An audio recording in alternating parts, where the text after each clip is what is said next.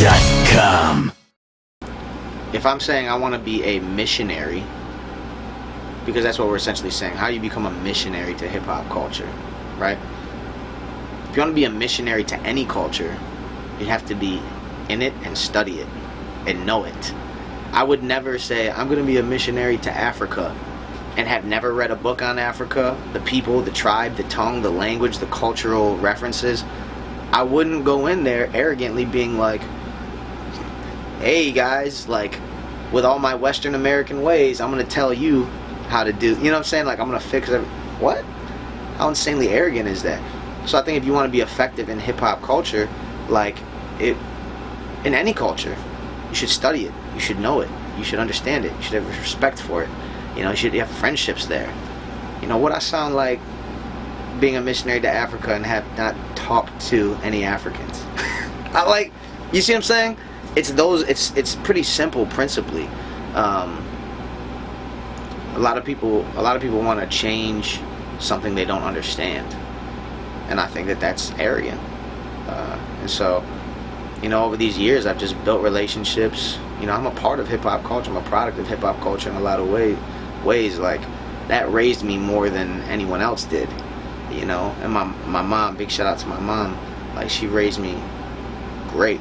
But, like, my ideas about manhood, money, sex, relationships, a lot of that came through rap songs. You know what I mean? I'm a product of hip-hop culture. So I'm in hip-hop culture, but, like, also, I haven't removed myself since I've become a Christian from hip-hop culture, in the sense that I've disassociated with people who don't think like me, you know. And I think early on, people, like, you need to separate yourself from distractions when you're, you know, beginning to walk with Jesus and get fed and built up.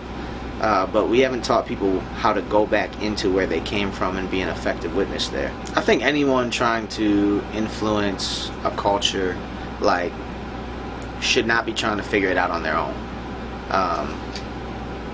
You know, like, oftentimes at our church, we'd go into bars and clubs, like, where our friends owned the bars and owned the clubs, and we'd be hanging out there building relationships with people, but we would never do that alone.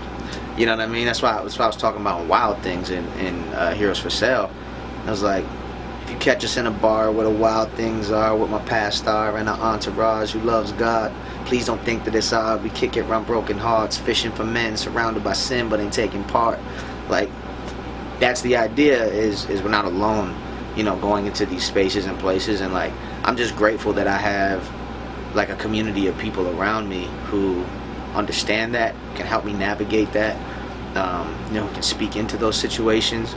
You know, I got other brothers like, you know, Lecrae and Derek and Tadashi, all those guys who, you know, just via group text, we're able to hit each other, talk through some of these things as we're preparing to head into new arenas, and how, you know, discussing how to be faithful, most faithful there, to do our jobs well, and to represent what we believe well in a way that's neither cowardly or obnoxious, but faithful and appealing. To your question about, like, pregame rituals, you know, things like pulling away to get time to pray, building in times during tour or when we travel to do devotionals, like, those are super important to maintaining spiritual health. You know, there's mental health, spiritual health, physical health, and those are things that we're all trying to foster, you know, as we go out to do these shows. Because, you know, for somebody coming out to see the show, like, for them, it's one night of 3 hours of fun, and, like, it's a release. For me, it's like one night out of 60 days of work. You know, it's a very different perspective, and so I think it's hard for people to see, like, all of what goes into putting on a show every night, you know, for 30 cities.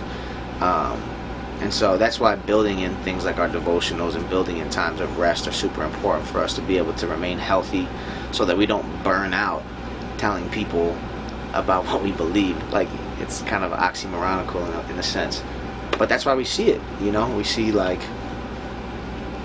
pastors doing atrocious things, or, you know, it's like, how could this happen?